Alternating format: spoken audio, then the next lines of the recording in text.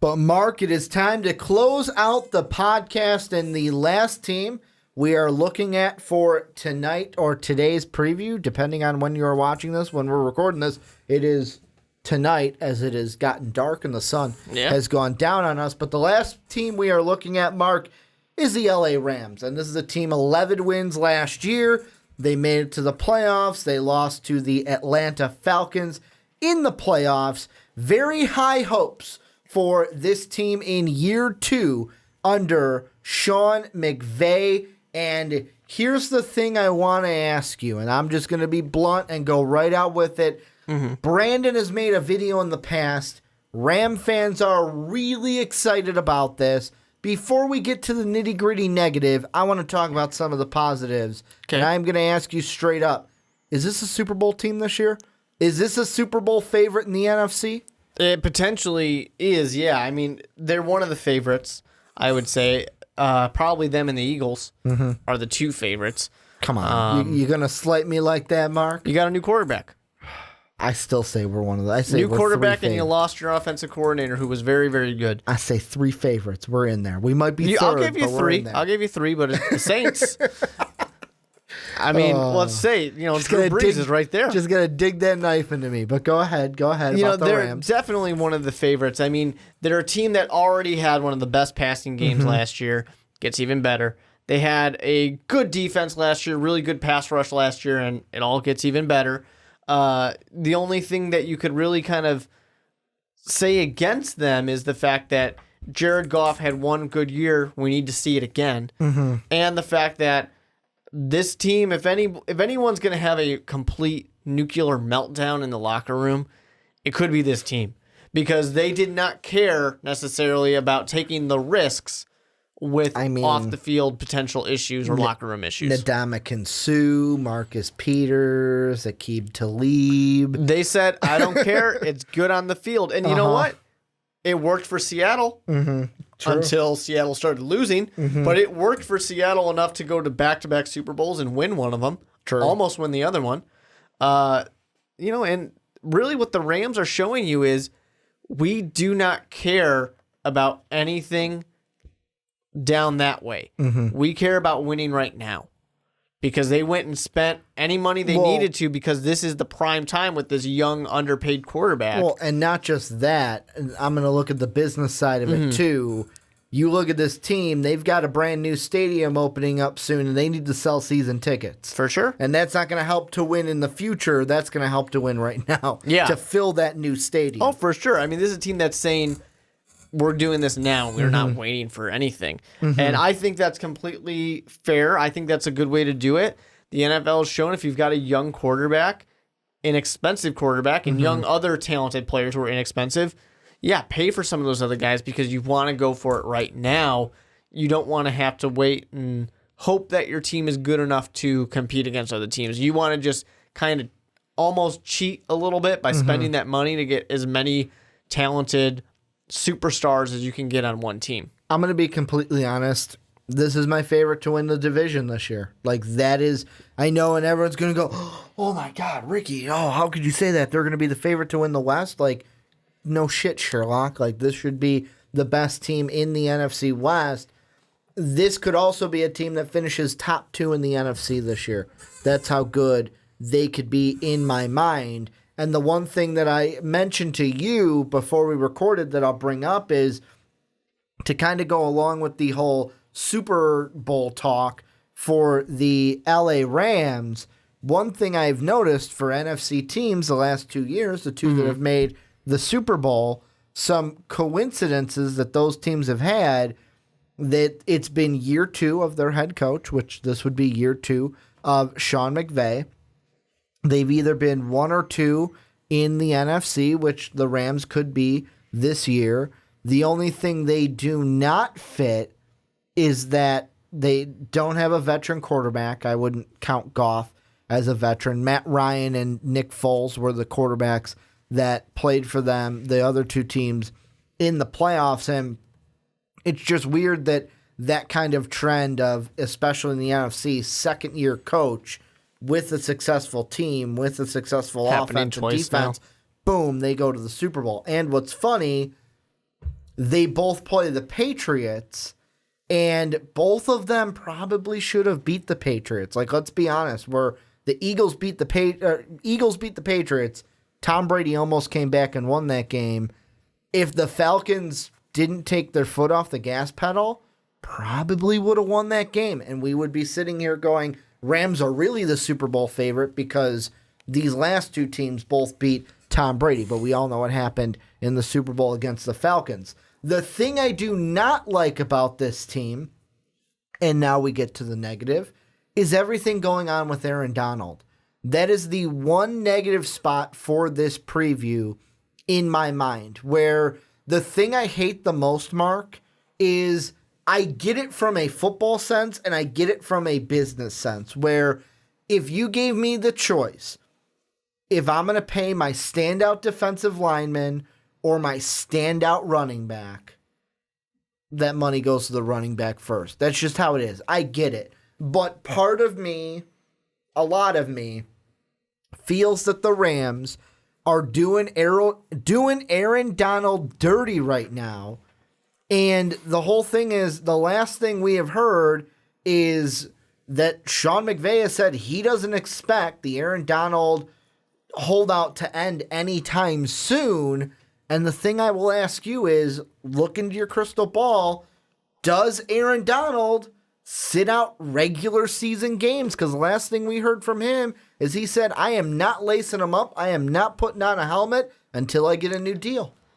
I could see him missing a few games, not necessarily a ton, but this defense is really good. I mean, he's a huge part of it. He's a huge part of this pass rush for sure. But the team is good anyways, and that's a risky move because if the team is good without you, hey, your value just went down quite a bit. But the flip side is if the team is not good without you, your value's skyrocketing, right? And then do you pull a chance? We saw the Seattle Seahawks defense completely change when Cam Chancellor showed back up. Aaron Donald comes right back in, and this team gets much, much better. All right, now we got something going for us. But it's a risky move. It is for sure a risky move. And he's done a lot, but I think that you also want to go out there and prove yourself in this contract year, not only to the Rams of, see, you really should pay me, but to those other teams out there who are looking at the tape and want you for their team as well. Well, that is the most important thing that you said is you said contract year. And the reason why you say that is because today, the day as we're recording this on Tuesday, was the deadline for him to report to camp. If he did not report to camp by the deadline, he'll be a free agent at the end of the year. And guess what? He has not reported. He's going to be a free agent now at the end of the year. And that's why, for me, I'm going to be honest, this is kind of the stupidest thing that I've seen from the Rams, because it's like like I said before, I get the whole one running back can make a team better than one defensive player. Like you had just said, the defense is not just one player, it's a collection of guys at different levels of the defense. But I mean, I just feel like this is an example of, because Aaron Donald is a guy that this team drafted. They drafted him, and it almost says to me, if I'm a guy, let's say, not just a guy that gets drafted, what if I'm a free agent and they're thinking about going after me? What if I look at this and go, that's how you treat these players? That's how you treat your players? You don't take care of all of them? You just take care of the guys you like? What if it rubs, especially defensively, rubs some guys the wrong way? Especially where it's like, hey, I'm on the defensive side of the ball. They're not going to take care of me. I think any player knows that, though, that the team is going to only care for certain players. I think what I would be kind of wondering about is, and I don't know really too much about the specifics on the contract dispute, is Aaron Donald really just asking for something ridiculous? And they're just saying, hey, you know what? Go ahead and test it, because no one's paying you So that. from the ESPN article, it says Donald is scheduled to earn $6.9 million in his final season of his rookie contract, but is thought to be seeking a deal that would pay him in excess of $20 million per season, which would make him the highest paid defensive player in NFL history and would rank his salary among quarterbacks. Yeah, that's a lot. I wouldn't sign him to that. That's ridiculous. You're going to completely put all your money in this basket, especially when you just paid the running back, sure, but you're going to have to pay Jared Goff as well. So there's a lot of money, and you're definitely going to be paying him over $20 million a year. Because he's a quarterback. It's difficult, and there's a good chance that by the time he gets it, he's going to want to be the highest paid quarterback. So to just... Especially if you win a Super Bowl this year. To make Aaron Donald the highest paid defensive player ever, that's a tall order. And I don't know that many teams that are going to be willing to give him quarterback money. Someone will, I'm sure, but it might not be the team that he necessarily wants to play on. So that's the interesting thing. The funny thing is they've got Ndamukong Suh on the team, who was that guy of like, see you, Detroit, I'm going to Miami. They're going to pay me. And that didn't work well for the career of Ndamukong Suh. And I want to correct myself. So with the free agency thing, he's going to be a restricted free agent at the end of the year. So because he held out last year, he didn't get an accrued season. And because he's held out this year, and today was the deadline to report, because he didn't report today, he's not going to get another accrued season. So at the end of the year, instead of being an unrestricted free agent, he's going to remain a restricted free agent. Yeah. Which just gives the Rams a little bit more power in free agency. But I think that kind of steps to or speaks to what he really would want is he wants to stay with the Rams. He just wants this good deal. Yeah, he just wants the money from the Rams. And he wants to prove to them, you guys do in fact need me. It's not like it's impossible for him to end up somewhere else. No. But yeah, I think he does want to go to the Rams. And that's why people are asking, and I'll ask you in this preview, should they trade him? Like, there are people that are, like, articles are saying, I saw one that's like, who gets traded first, Khalil Mack or Aaron Donald? Yeah. There's another one from a Patriots site, which was like, the Patriots should trade for Aaron Donald. Do you see... I personally don't see him getting traded. I don't either. Do you see any possibility where the Rams go, sure? If you get a king's ransom out of it, then okay. I mean, if he wants to get paid like a quarterback and you can trade him like a quarterback, then sure. I mean, I guess that's not a bad thing for you. Get a lot of that young talent on here. But no, Aaron Donald is too valuable on the field. The only way I could say that, yes, you do trade him is you get to like week 6, the guy's still not playing somehow because he's saying he's not going to without a big deal. Then, yeah, sure. Say, all right, what other team wants to give this a chance because it's not working for us and he's just wasting space. I mean, and when it comes to the I'm not playing unless I get a deal, part of me gets that from a football player because it's like, why should I put my body on the line and wreck up? If I get injured, I'm just screwing up my free agency chances. Yeah. At that point. You are. Although you might be doing that anyways by not playing. But Odell Beckham's going through a similar situation where you had people basically saying, I don't know why he's at camp. I wouldn't be at camp until I have to be because I'm not going to get injured trying to seek a new contract. And that's what these players think of. But let's switch over to the offensive side of the ball. We mentioned new additions to this team. I'm going to bring up Brandon Cooks, a guy that they traded for from the New England Patriots. What does his addition mean to this team? Of course, it's a good thing. Yeah. But how much is Brandon Cooks really going to help the Rams at the end of the year? The interesting thing, too, is I saw something that was talking about how McVay really wanted Brandon Cooks before, and they just didn't have the ability to go get him, and now they finally made it happen. Because the Patriots traded for him originally, correct? And then, like they traded with the Saints for him, and then they traded him to the Rams just this offseason. The nice thing I like to see with that is it shows kind of the trust with McVay and giving him what he wants.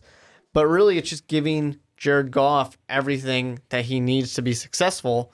He's got a great running back who is going to be a league leader for sure. Cooks, who can be a wide receiving leader.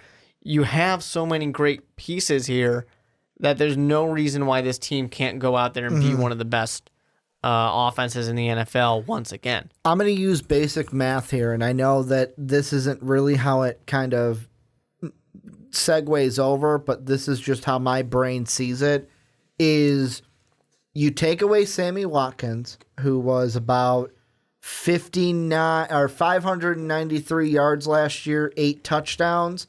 You take him away and you add a receiver that might have had 2 less touchdowns, but had over 1,000 yards last year. Had 1,082 yards last year. Yeah, I'll take that. I'll take a potential 1,000-yard receiver. And I know what people think. Well, Ricky, how much of that is going to be the Tom Brady effect? Are we going to see a dip in Cook's yardage? To me, it could be a little dip. He could be just under 1,000 yards. Doesn't matter. It gives you a guy that is going to have, that is to me what Brandon Cooks needs to be this year. You need to be better than what Sammy Watkins was last year, because the Rams got Sammy Watkins and it was like, you know what? We're really expecting something from you. We want you to be a valid weapon on this team. And then he wasn't. He only had 39 receptions and 70 targets last year, 593 yards, and it just didn't seem to work. That's why he's in KC right now, and they've got Brandon Cooks, who they traded for. Yeah, and Brandon Cooks is that kind of guy where, besides his rookie year, only playing 10 games, he's always over 1,000 yards. So I think he'll be fine getting that to that 1,000. If anything, actually, the year with Tom Brady was his worst year besides that rookie year. So that kind of was a step back for him. And he's 100% the number one weapon. He's going to get the ball thrown to him all the time. That's going to be a big thing for him. I mean, it could open up, Cooper Kupp was good last year, but having Brandon Cooks out there drawing some attention from the defensive backs could give Kupp more opportunities this year than he had last year, and Kupp led the team in receiving yards. Yeah. I don't even remember. See, I didn't even know if he was still on the team. I don't remember anymore. For Cooper Kupp. Yep. Right now, the depth chart reads Kupp, Woods, and Cooks are the starting wide receivers for him. I completely forgot that he was even still with the Rams. So that's awesome. Because, I mean, having a nice, solid guy who can kind of, he's not going to be your number one wide receiver, but he's going to get stuff done. Yeah. As compared to Cooper or Woods or something like that. And he wasn't supposed to be the number one wide receiver last year. Sammy Watkins was supposed to be. Yeah, exactly. So, and it's not even mentioning the fact, too, that Todd Gurley is going to be a huge part of this offense. So Jared Goff doesn't need to go out there and be Tom Brady throwing 4,500 yards. He can just be a guy who's right around 4,000's enough. Even less than that, 3,700. Very different teams, the Patriots and the Rams. Yeah, for sure. And that works out well for Jared Goff. He doesn't need the world on his shoulders because he's going to be able to get stuff done when you need him. And that's going to work out really well for him. How do you see this season ultimately, bringing the schedule in? Because this one's interesting because, yes, I know that it's similar schedule that we've talked about with the other 3 teams, but this Rams team, I see them as an 11-12 win team this year. Yeah, I can definitely see it.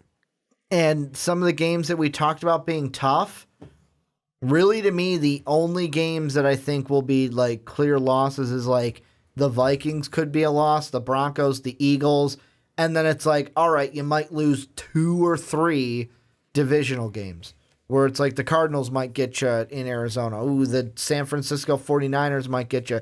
The Saints will be an interesting one. The Packers, I think this team can beat the Packers, especially in L.A. This could be a team that, although this schedule that we have talked about being a tougher one, they might be good enough to just overcome it overall. Yeah, I think 11 or 12 wins is pretty spot on for what you'd expect out of this team. And that's great. I mean, that could potentially get you to the number 1 seed in the NFC. And then road to the Super Bowl goes through you. That's perfect. I mean, this team they were very good last year, surprisingly good last year. They got even better in the offseason. So if things go well, things go the way they're supposed to, and everything goes according to plan, there's no reason why this team isn't one of the best teams in the NFL. Any final thoughts before we wrap things up? Not necessarily. I mean, I think this one, for sure, Super Bowl favorites. Well, this is where you guys come in. Let us know what you think about the LA Rams down below in the comment section. Next week, we'll be back to kind of some normal scheduling program here at Most Valuable Podcast for the Onside Kick. Previews are done. In 2 weeks, we'll have our official hold us to on predictions. Then someone will get get a season-ending injury the next week, maybe the next day on Thursday. We'll have to redo our predictions and do a new revised version like we did when Teddy Bridgewater and Tony Romo went down. That was a lot of fun, but that'll be in 2 weeks. Next week, we will have our way too early mock draft, which I know I promised last week, but because Mark wasn't in, and really I'm like, we got that buffer between the predictions. Let's go ahead and do it next week. We'll also probably do some bold predictions and maybe some MVP talk next week. But a little bit of housekeeping here at the end. Make sure to check out patreon.com/Most Valuable Podcast to help support the channel. Make sure to buy a t-shirt down below in the description. You can also do so at mostvaluablepodcast.com, where you can catch MVP each and every day. And then last but not least, make sure to go to iTunes and Apple Podcasts. Give The Onside Kick a 5-star rating and let us know why you like listening to the podcast each and every week. Want to thank you guys for watching on YouTube. Want to thank you guys for listening on podcast services around the world. And as always, have a good day, everybody.